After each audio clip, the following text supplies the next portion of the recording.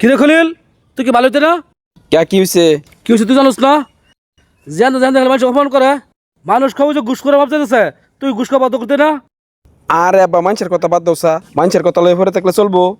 আমার মানুষ লয়া সমাজ লয়া চলে লাগে, তোর এত কি অভাব ঘুষ খাল লাগবো? তোরে এত কষ্ট করে লেয়া ফারা করাইছি, কোনোদিন একটা অবৈধ টিয়া সই দেখছি না। আর তুই চাকরি ঢুকতে না ঢুকতে ঘুষ খাওয়া শুরু করছস, মানুষ আমার অপমান করে।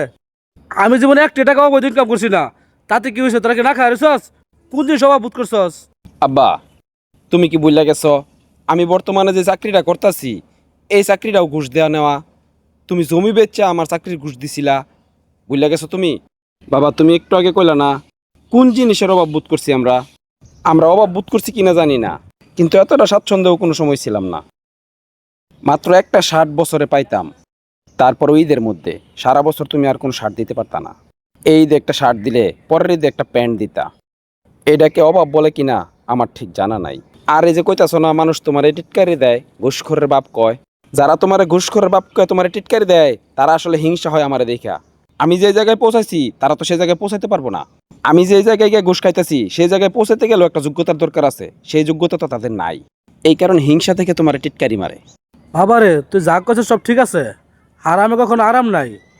তোর একটা কথা কই, তুই ঘুষ খাওয়াটা বাদ দে।